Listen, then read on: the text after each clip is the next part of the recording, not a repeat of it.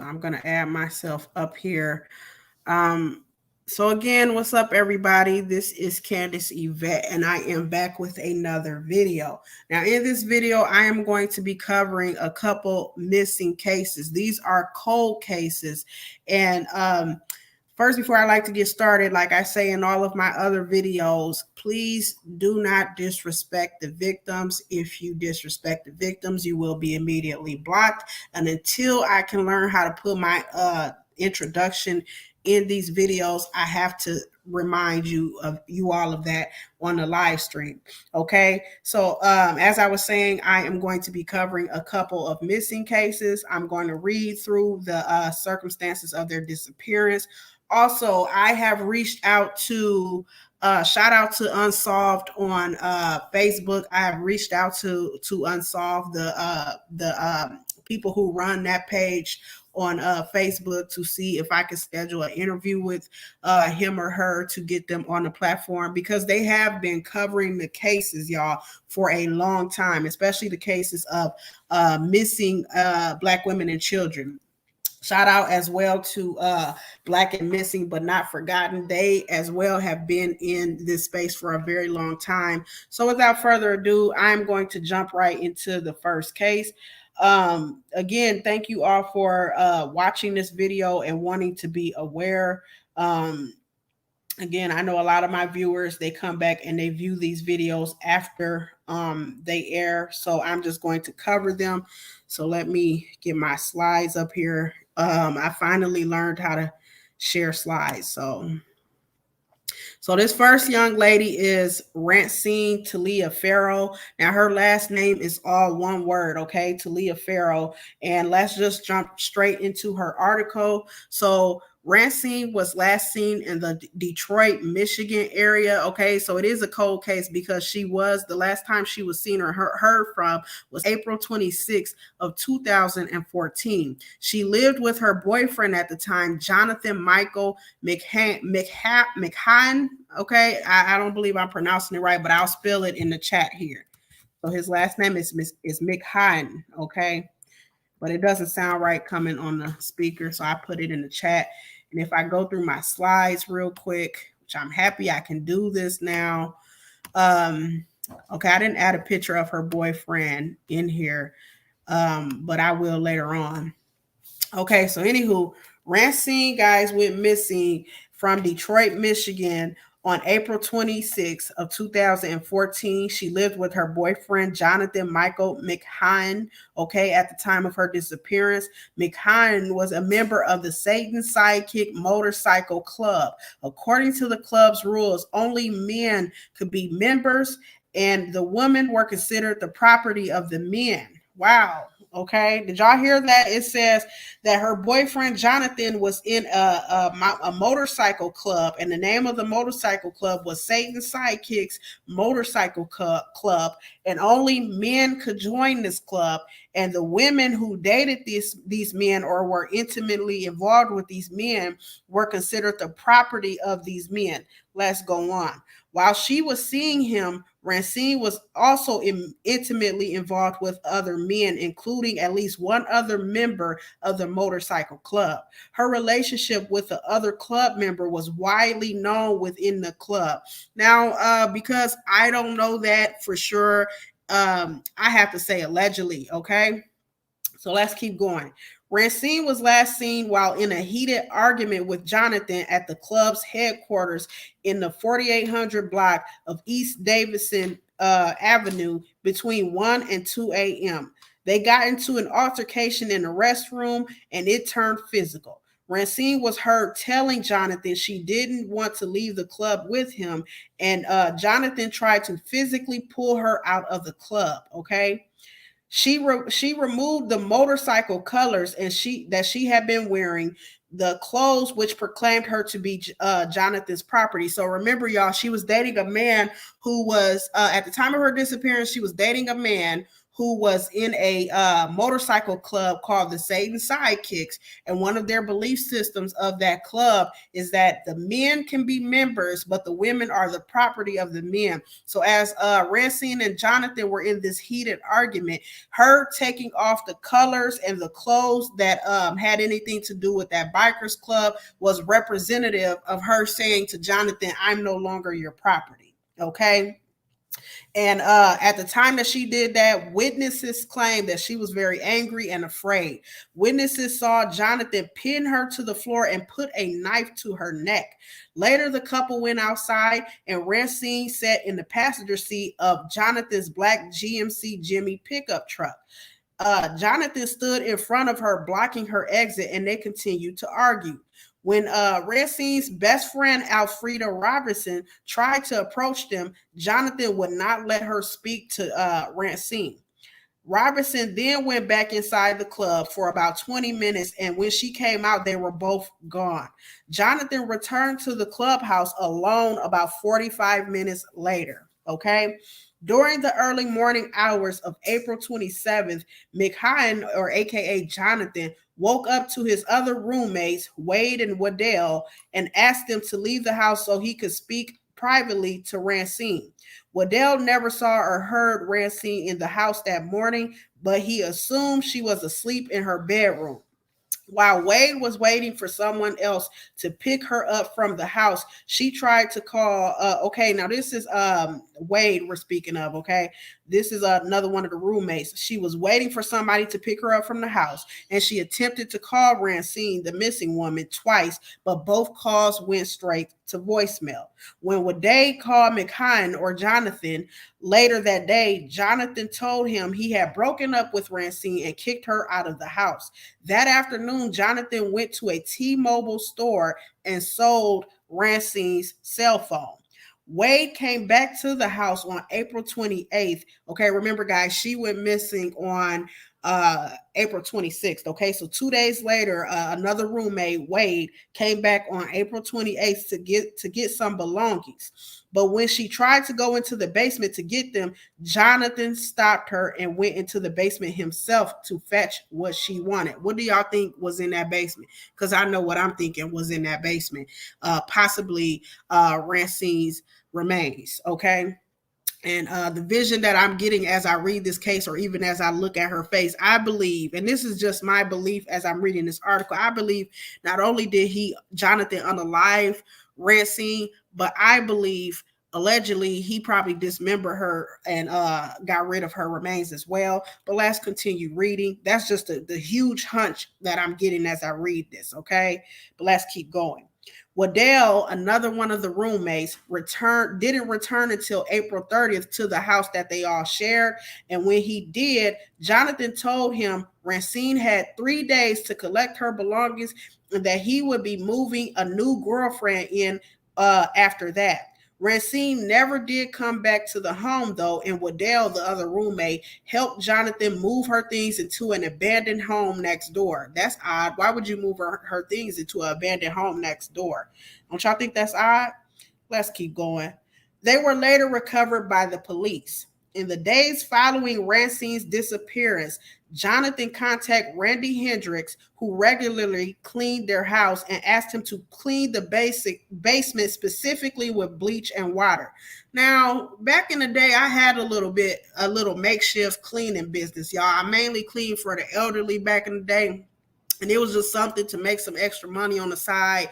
This was maybe about 12, 13 years ago. I had this little cleaning business. Now, usually when people ask you to specifically clean with certain products, they're not really asking for bleach. They're asking for things that are not bleach, or they're asking for like earth-friendly products. Some of these people have COPD or pulmonary, aka lung situations, and they cannot breathe with strong odors like bleach, carpet fresheners, and air fresheners. So just him asking this man that they hired to clean their house, to clean the basement, that area specifically, with bleach and water, that further makes me believe in my hunch and what I said earlier, that he did something to this young lady's remains in that basement. But let us keep going. Okay. So for safety reasons, Hendricks refused. While he was cleaning, he found dry blood on Jonathan's bedroom floor. Okay. Robinson repeatedly tried to contact Racine by phone. This is her friend, y'all. So the friend repeatedly tried to contact her by her phone, but she never saw or heard from her again after April 26th, and neither did any of her friends or family members. Robertson, Racine's best friend, eventually filed a missing persons report for her. Okay. Paisley Armor, this is Jonathan's ex-girlfriend, spoke to him several times about Racine's disappearance after she found out that about it in May. And when she asked him about some bloody clothes at an abandoned home next to his, so remember it said that he got rid of her belongings and left it in an abandoned home. That's why he chose that abandoned home, because he was not just getting rid of her belongings, he was getting rid of evidence. Let's keep going though. Okay, so he told her that Rancine's clothes were bloody, and when you choke someone and they take their last breath, that person coughs up blood. Okay, so it's almost like he was telling on himself with what he told one of his ex-girlfriends. Okay, let's keep going. He told her that he and Racine had gotten into a fight after he found out about her infidelity. At first, he said Racine had jumped out of his car, but after Armor challenged him, this is his ex-girlfriend challenging him, he admitted that he choked her in his car. He said when they got home and he got out of the car, she didn't follow him. He assumed that Racine, who was drunk, had passed out. When he went back to try to help her, he realized she was dead.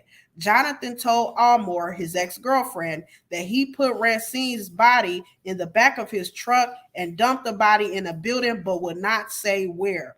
He said he thought he would get away with it because nobody means there is no case. Okay, so allegedly he went on running his mouth and admitted everything to one of his ex-girlfriends. And most of the times when you have a murder crime or a homicide, in other words, if there is no body, because bodies, remember what I always say on this channel, bodies hold a lot of evidence, they hold a lot of weight, they can tell how the person died, they can tell they can help a person defeat or get convicted with self-defense claims. They tell a lot. They tell if the person fought for their life. They tell like if you tried to hide the body in a fire, whether the person was alive when you burned them. The bodies tell a lot. Corpses tell a lot within themselves. So he thought he was home free because they had no body. Let me keep reading. Find out what happened with that. So Jonathan was arrested for Racine's murder and tried later in 2014. At his trial, a cellmate of his testified that Jonathan had confessed to the crime to him, telling the same story he had told his ex-girlfriend Armor. The county medical examiner testified that Jonathan's statement about Racine coughing up blood as she choked was consistent with what could happen during a strangulation. Jonathan was convicted of first-degree premeditated murder. Okay, so they still convicted him. They still were able to push this case through, even though they do not have her body. So I need everybody who believe in that no face, no case, or no body, and I can get off. You need to tread lightly with that, especially in today's day when they have the latest technology and forensic science is popping. You need to tread lightly with that because they convicted this man of murder in the first degree without her body. Okay, let's keep going. So it says Racine's body has never been found in spite of extensive searches. She was wearing a black shirt, a red leather vest, and black pants. Racine has a long keloid scar on her forearm extending from her wrist to her elbow, and I believe I did get pictures of that scar. Now, this is the tattoo that she has, and this is the keloid scar that is on her arm. Now, I would say, had she only been missing maybe like 30 days or something, these would be useful. But since they have evidence from his unchanging story, and by his, I'm talking about Jonathan the ex-boyfriend, that she could possibly be dead and gone from this world. And it's been almost 10 years, y'all. So if he didn't preserve her corpse the right way, if he did not preserve her remains, she's possibly just skeletal remains. Okay. And I hate to say it like that because she is a human being. She is a person. She's not, this isn't a gore story. This is somebody's loved one. Okay. We have to remember that. Okay. Let me keep going. So it says she also has the following tattoos. As you see on the screen, there's that loyalty tattoo on her upper chest. She has the paw prints down her right side. And they look, I've seen the paw prints. They look like the same paw prints that the rapper Eve has, but they're going all down her right leg. So they're going literally from her hip to her ankle with those tattoo paw prints. Okay. So as far as her physical information, she's about 4 feet 11 inches. So Racine is short, y'all. Racine is very short.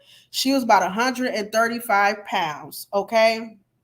And sadly, you know, I always try to speak my mind and be real with y'all on these cases, but sadly, I do not believe that they'll find a full preserved corpse. I believe if they do find her remains, it'll be just skeletal remains because it's been almost 10 years. And if this guy is saying that he left her remains in an abandoned house or whatever, and he just left her out, like he didn't try to preserve her, or, you know, some of these cases that I read about, like the Michelle, I don't know if y'all ever heard about that. I believe the lady's last name is Birch or something like that. It was up there in the Michigan area too, where she unalived her children and kept them in a freezer. So unless it's like one of those cases where somebody like is trying to dispose of the body and they're keeping the body in the freezer, or they try to preserve it and hide it at the same time, I believe that police officers should possibly be looking for skeletal remains. The number to call if you know anything about this case, I have placed that number in my description box, but because of those who are visually impaired, I'm going to go ahead and read it off. That number is the Detroit Police Department's phone number at area code 313-596-1800. That number again is area code 313-596-1800. And now we're going to move on to our next case. So this is Michelle Harley. And the one thing that I find odd, well, not really odd, but scary, really, odd is not the right term, is that these cold cases that I'm covering, all of these women, all three of them, had some type of dealing with a man or a significant other. Okay. So you really have to be careful about the men that you get involved with. As far as Racine, the first case that I just covered, the man who had something to do with her disappearance was a man of no color. Okay. And I have to state that because as we all know on this side of YouTube, in these YouTube streets, a lot of times divestors like to make men of no color seem like they're harmless. And I personally don't care who anybody date. That's none of my concern. Black Women Aware is not a dating channel, but my concern is your safety. Okay. And I want you to properly date all men, no matter what their racial background, what their belief system. They could be the pastor or holier than thou. I don't give a damn. Vet them all. Okay. But without further ado, I'm going to jump into this next cold case. Okay. So Michelle Harley, you guys see her here, and I couldn't get any real clear pictures of her. That's my next case, but this is Michelle Harley. Okay, this right here is Michelle Harley. I couldn't find any updated or clearer pictures of her. This is the best one that I have. Okay, now she's been missing since. What's up, Andrea? All the people can be harmful. That's why we need to vet. That's definitely right. But these three cases specifically are dealing with intimate others or significant others. Okay. So Michelle Harley, y'all, she has been missing since July 20th of 1989. So she's been missing for almost, or a good over, it has to be over 30 years. Okay. Without further ado, let's get into the circumstances of her disappearance. So it says Harley was last seen on July 22nd of 1989 as she left her workplace in Oakland Park, Florida, to have lunch with an unidentified male. Okay, so nobody knows who she left her workplace with. Okay, she was driving her own car, a gray 1987 model. Okay, but it doesn't give me the make and model of the car. It just says a gray 1987 model. I don't know what model or make. Okay, because it's not saying. And it says with the Florida license plate number, and it's the letter CIE. Okay, numbers 54G. That was her license plate number. Harley did not return to work and has never been seen or heard from again. Whenever I see that or I read that in these articles, what you all do not know is that scares the beloved crap out of me. Okay, it always means doom to me, for some reason. It always scares the mess out of me. That scares me more than talking about human remains, But let me keep going. So Harley left behind a young son who had a medical condition. She normally called twice a day to check up on his health. She has not had any contact with her son since her disappearance. At the time, she was wearing a white sweater, black pants, and possibly some gold jewelry. Okay. The male suspect in Harley's disappearance was shot to death, okay, or popped, as I like to commonly say. He was popped to death on December 6th of 1986 after he popped and unalived his ex-wife, okay? So he himself was unalived after he unalived his ex-wife. Okay, do y'all see why I'm saying properly vet these men?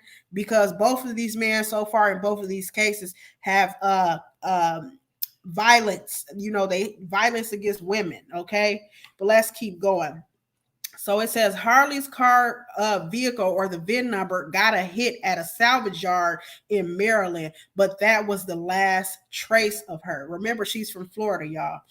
Harley was employed as a nurse at the time of her disappearance. Some agencies state that she disappeared on July 20th of 1989, and her case remains unsolved and foul play is suspected. Okay. So again, you're probably looking for remains in that case as well, which is very heartbreaking. And I'm hoping by me sharing these cases, may it be today, tomorrow, years from now, that somebody will one day see these cases and open up about what they know. Okay.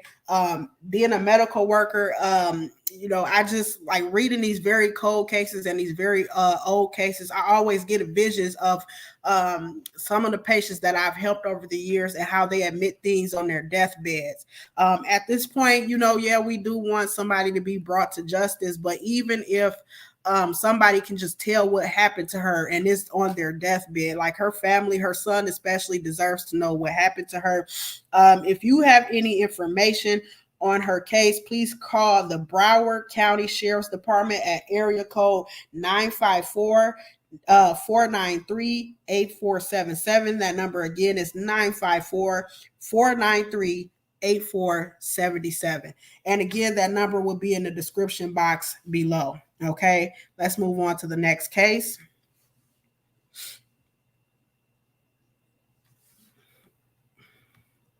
Okay, so this young lady who, I think is very pretty, her name is Davina Sterling. Her full name is Davina Ann Sterling.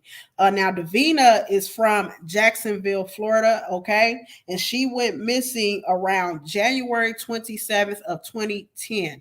Again, it's a lot of suspicion in this case as well. This is why I'm pushing my young ladies and my older women who are still dating or in that, I'm saying, you're out here, you want to date, you want to do all of that. Please properly vet these men, okay? Don't relax your standards. Don't do none of that. If somebody doesn't want to go ahead and like give you their full name so you can do a background check or whatever, that's not the guy for you or whatever. I don't care what their reasoning is. I don't even care if like when you look their background up, they don't have a record. Even if they give you an attitude about it, that is a red flag because that is nothing to get an attitude about. If you could go into a job or a place of work and apply and they ask you not only for some jobs don't only just ask for your criminal background, but they ask you to bring your body to certain places so that they can examine your bodily fluids. They want pee, they want blood, they want to inject you with things, especially if you ever had a job in the medical field. The medical field doesn't only want things from your body, they want to put things in your body. Example, the flu shot, okay? So if people can go along with all of this stuff, for example, when getting a job, they can go along with all this stuff when you're going through your vetting process and you're thinking about involving yourself with one of these men. But without further ado, let's jump right into this case, okay? So it says Sterling, or Davina, was last seen in the Arlington area of Jacksonville, Florida. Okay, so it's the Arlington area of Jacksonville, Florida. It's not to be confused with Arlington, Texas. Okay, and she was last seen on January 27th of 2010. She was with her boyfriend, Jonathan Reed, and was staying at the Regency Inn in the 6800 block of Arlington Expressway. So they were possibly homeless, right? They were staying at an inn. Let's keep going. So it says Sterling checked out of the hotel that day and has never been seen or heard from again. She was reported missing on February 2nd of 2010. Sterling's boyfriend was later arrested in Texas, where he had outstanding warrants. Okay, outstanding warrants. Okay, trigger warning. He had those are those red flags popping up again. This guy was a crook. Okay, he should not have been dating anybody. Okay, he couldn't even provide for her. He was in a hotel. But let me keep going. So when questioned about her disappearance, he said that she ran off after they had an argument. She left behind 3 children, okay? Few details are available in her case. Sterling has a tattoo of a Hershey's Kiss candy with the word Hershey on her lower back, and her ears are pierced. Her nicknames are Dee and Vinia, okay? So it's like her name broke up, okay? What do y'all think about these 3 cases? Please let me know in the comment section. Because I am going live later on tonight, I will be ending this live right now. Also, before I go, let me share Jacksonville Sheriff's Police Department, their number, okay, in case you have any information on the disappearance of Davina Sterling, okay, and their number is 904-630-0500. So that number again is area code 904-630-0500. Guys, I would suggest, like, if you know anything or you feel like you have a hunch or you know somebody who probably knows something about these cases, they can't call in anonymous. We really don't care about y'all. We care about getting these cases solved. And when I say that, basically what I mean by that is people oftentimes don't want to call in because they don't want to be themselves incriminated. They don't want to be caught up in the mess, especially if they feel like, a lot of times people feel like they could go down for something if they just know something. No, guys, we're not concerned about y'all. We're concerned about getting these 3 ladies home. This is Davina Sterling. This is Michelle Harley. Okay. And this young lady, I feel really unfortunate about. This is Racine Taliaferro, okay? So if you guys know anything about these cases, please speak up. You guys remember what I always tell you at the end of all of my videos: be safe, be alert, and be aware. This is Candace Yvette, and I am signing off.